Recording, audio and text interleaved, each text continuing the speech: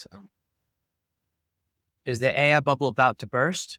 Let's find out if these businesses are self-destructing with today's amazing special guest, Lawrence Mandelberg.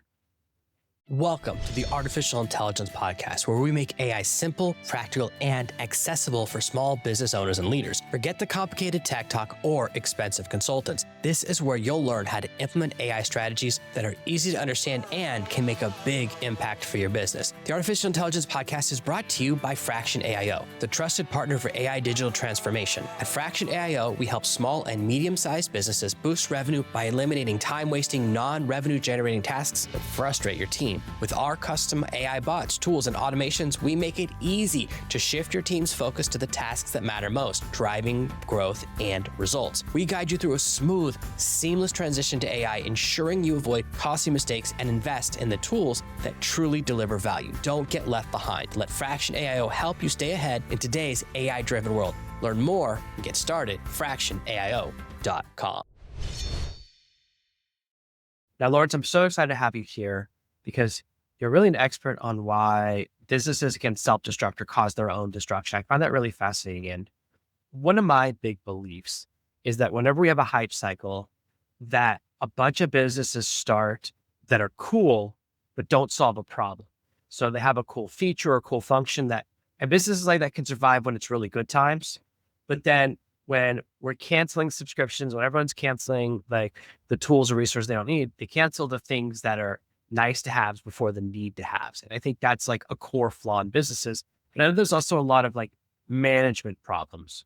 So from your perspective, like we're in the third AI hype cycle and like the hype cycle is slowing down a little bit.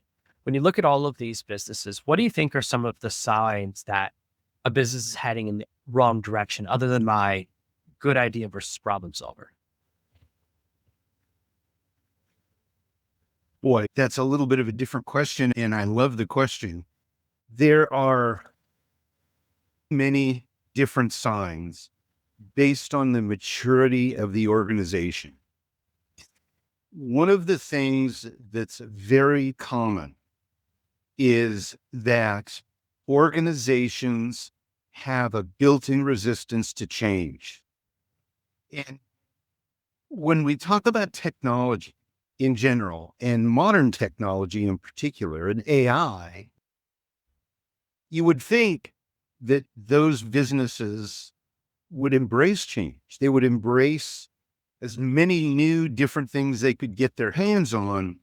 But what human nature does is it tells us, I don't want change. I want stasis. I want to know what's coming.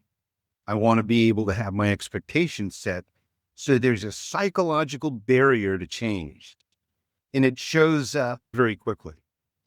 The other thing that's very common in businesses that are heading in the wrong direction is people saying, we've always done it that way. Why change? We were successful because we did it this way. Why would we change? And growth forces change. You cannot have growth without change. And I can explain why that is. It's what I call the arc of success. But that's the short answer to your direct question. There's another question that's floating out there that I think is important. And that is, underneath the surface, structurally, organizationally, what is it that causes businesses to get too close to that dangerous cliff and throw themselves off? And it always starts with a lack of clarity of purpose. And by clarity of purpose, what I mean is you have to understand the value of the service or the product you're delivering. You have to understand the market that you're delivering it to and why it's valuable to them. And you have to understand how you get it to them, because your competition are not the people selling the same thing as you are. Your competition are the people that your customers can spend their money on that's not your product or service. And if you don't understand the value of what we're delivering, you don't know how to position it or get it in their hands in the way that makes you a hero to them. So that's the deep-rooted problem. Does that make sense? Yeah, I think that's something really interesting to me that often when I work with a product creator or business, the way they describe what they want, what they think is valuable, is the opposite of how we talk as a customer. So with authors, a great example of this is they go, my book has to be really long. It has to have every feature. And I go, great. I have a new 800-page book. Do you want to buy it? And they go, no, that's too long. And we have this thing where we switch mindsets, right? When we're consuming or buying, and versus when we're creating, we tend to value the wrong features. So switching to this mindset and asking this question, I think this is a good evolution of my idea of what problem do you solve? Because if you can't clearly state like your value other than it's really clever, it's really interesting, it's really cool, that's the most important thing. And I think that's exactly what a lot of people miss. It's that, what do you do? We make paper. Why? People need paper. What's the difference to you? And I love that you mentioned that we often think my competitors are just people who sell similar products. But if you're running a karate studio, your competitors are not just other karate studios, they're judo studios, they're gyms, they're yoga studios, or anywhere where someone can get exercise. Or also anywhere people can go after school or after work, your extracurricular activity. And yet that's really an important lesson, because we often think our competition is so narrow, and then we only look at a small number of people to check market size, to check competition, to plan our marketing strategies, and to see what they're doing. And I really like as well this idea about change, because I'm very tech forward. I do a lot in the AI space, but once I develop a process for doing something, I'm slow to change it. I think of change as phases or stair steps. Like we change, learn a process, and then we stick with that for 6 months, 12 months, or years. And there's a really important question about change, which is there's going to be a dip when you change in productivity, while you're learning the new system and learning how the new computer works, the new copy machine works. And how long does it take before the increase in productivity makes up for that dip? If we change too frequently, we're always learning and never implementing. So there's a negative to changing too much. There's also negative changing too slowly. I'm certainly guilty of this, of like, once I learn a way to do something, it's very hard to convince me to learn a new way to do it. I'm like, I already solved this problem. The thought of redoing all of that research is very challenging. So I really understand why companies get into this mindset. And it's really hard as well. We're like patterns, right? If you see, if this works 10 times in a row, why would it not work the 11th time? There's evidence of it working. And that's, I think, something that holds us back as well. When we look at special technology shifts, right? Fax machines were great for a really long time. Now the thought of having a fax machine or receiving a fax is like mind blowing. My children don't know what a fax machine is. They don't know what a pager is. When at the time, the thought of having a pager was like, this is amazing. I'm so reachable. I'm part of the future. So I think this is very interesting. How do you assess how much change is a good amount? Or how do you self-assess and say, you know what, we need to embrace some more change. We've gotten too stagnant. Jonathan, I have to tell you, that's the second question you've asked me. And of the 40 or 50 podcasts I've done over the last several years, I don't remember anybody that's asked me two questions in a row at the beginning that were such good questions. So kudos to you. I wanted to comment on this because you talked about it a little bit. And I think that the premise is a mistake. It's not about how often should we change, how fast should we change, how much should we change, how regularly should we change. The question is, when does our current reality become more of a drag than our potential future? It's always got to be looked at in a situational mode as to the value of staying where you are or moving. Because as you said, change is expensive, takes time, takes money. You have to catch up. You lose some productivity. So it's not about how often should I do it. It's about how much do I have to be better to justify investing in the change. And this is the truth with every piece of technology. I bought my first computer in '73, and I have done everything from literally bleeding edge, alpha, beta stuff to I want 80 million users. I want it just before they obsolete it. And the key here is, how much leverage do I get with the new thing? So that's the question you have to ask.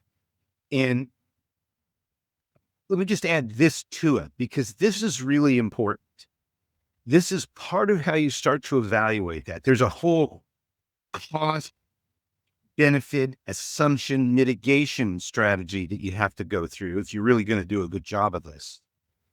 But there's a thing that I found when I did my research. And again, this is not Larry's brain. This is Larry's research. I found this thing called the arc of success. It's the path of what success looks like. It starts with an idea. If the idea is a good idea, it creates growth. When you have growth, that creates complexity. The way you manage 30 plus customers is different than 300 and different than 3,000, right? Same with employees. Complexity creates the need for rules. Rules create a loss of flexibility. And when you have that loss of flexibility, that's an inflection point. That's when you have to stop and say, what is it that we need to look at changing? So every time you go through that arc with a new idea, you've got to go and take a look at where you've been and if what you've put in place is still good or not, and if it has to change. And there's one more thing I want to tell you about change, and this is one of my favorites. Every time I speak, I always open this way. I ask the audience, generally speaking, how many of you believe people like change? And of course, there's 30 people. Usually nobody raises their hand. Sometimes there's 500 people or 1,000 people. I'll get 10, 20 hands, right? And then I say, okay, now, how many of you, generally speaking, believe people don't like change? And of course, everybody raises their hand. And I say, you're all wrong. Every single human being loves change. It's not change that's the problem.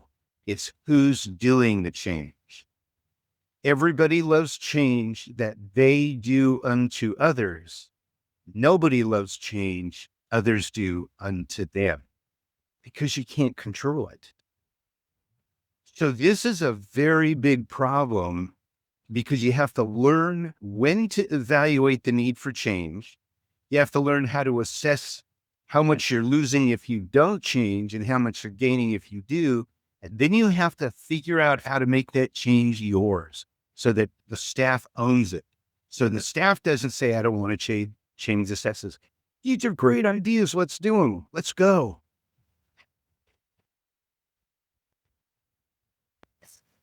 So one of the challenges right now is that it's hard to do that decision-making calculus.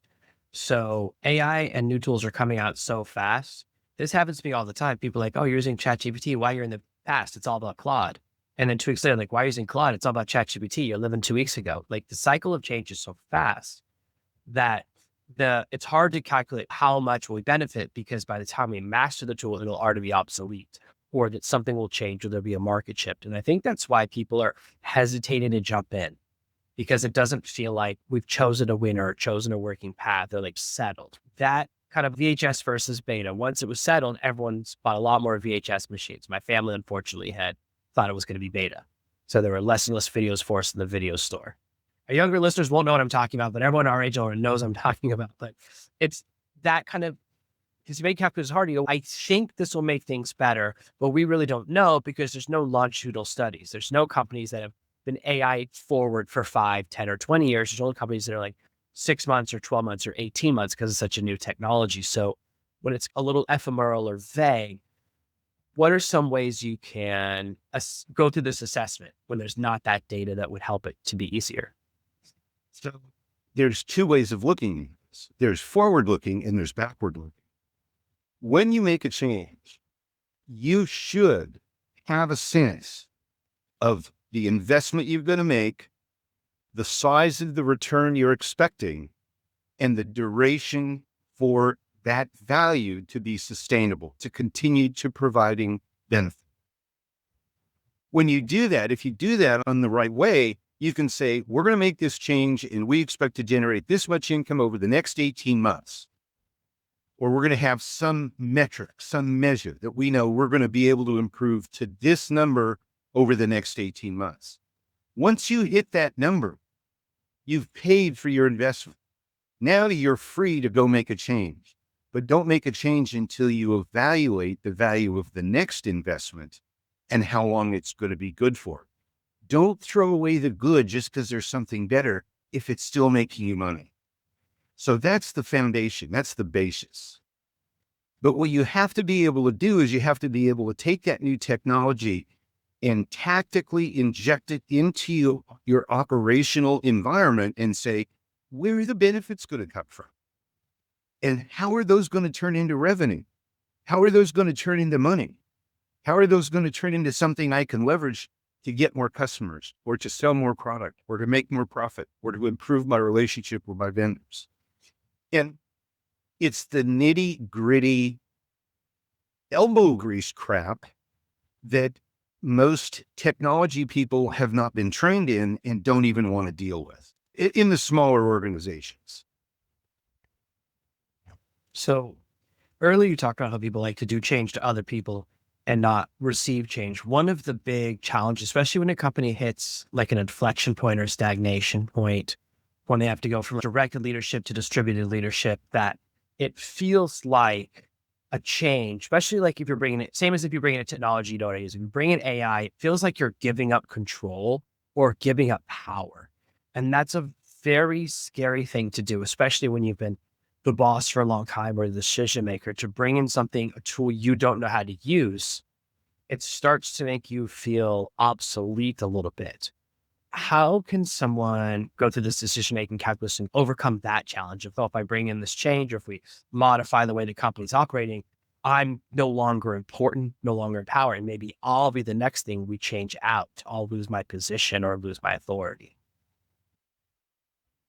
Well, you're getting into psychology, and the psychology that you have to implement is rooted in culture first. And if you don't have the appropriate culture, you're going to have those kinds of situations where you have people fearing loss of power. So you've got to fix it before that even happens. You've got to have a culture that is based upon a common set of shared values that is what is referred to by some people as a should culture. In other words, you want to minimize the rules as much as humanly possible and homogenize the values as much as possible so that people have the ability to react and not think about the rule. In other words, what's the right thing to do? I know what the right thing to do is. I don't need to look at the rule versus I got to get the book. Am I on the line? Am I over the line? Am I cross the line? Do I want to ask forgiveness? Do I want to ask for permission? You've got to get that culture fixed. If you don't get that culture fixed, you can't fix what you're talking about. The second thing is everybody has to understand the role they have in the company. From the secretary, from the person that answers the phone to the CEO. If the CEO believes, or the person who's in charge of the technology believes, that they're at risk of being discarded after a change is made, then they aren't providing enough value, or they're not looking at the value they're providing and promoting it in the proper way. It's the same thing as we talked about before. Who's your competition? My value is not that I know this product. My value is that I know how to find a good product and how to evaluate when that product should be implemented and to understand how to get the rest of the organization to adapt it or to adopt it. And if that's your proposition, your value proposition, why would you ever lose that power? Why would you ever lose that value? So it's a real psychological shift that's rooted in, first of all, what is the purpose? What is your value? And second of all, how does the culture work? So we're getting into some of the very complex stuff that I talk about in the book, and I'm doing it in a very abbreviated way. So if I'm not making sense, please tell me. No, I think this is really good because this dovetails into something I often talk about, which is that if I come in as an AI consultant or a fractional AO, and the first thing I say is, we're going to build this AI system and we're going to be able to fire 20% of you guys, then the team is going to sabotage the project because there's an element of self-preservation. And it's interesting to see that it's the same thing at the leadership level, because if the leadership feel like a change is going to push them out, they're going to sabotage, as you would. We all self-preserve, right? We all want to protect our positions. And so it's really important to couch change in terms or in a strategy that means we're going to enhance you, that no one's getting fired, that there's still a new role for you. It's just that instead of director, it's captain, or like it's still a leadership position, just has a slightly different structure. Now you aren't micromanaging as much because you have more divisions. I think this is really good because a lot of companies are going through pretty dramatic change right now. This is a really big season for change. A lot of things are happening in different markets. And I think it really helps people to see that there is a path forward. Now, one of the things I find really interesting is that companies seem to get stuck at the same points. That we often think when we're going through something, I'm the only person this has ever happened to. I'm the only person who's ever had imposter syndrome. I'm the other person who hates hearing the sound of their voice or hates what they look like on video. The same thing you think your company, oh, we're the first company where we have this dysfunction. So I think it's really helpful to know there are certain points. What are some of the kind of warning signs that you're hitting one of these stagnations or inflection points where, oh, we've hit a plateau, it's time to do the next change?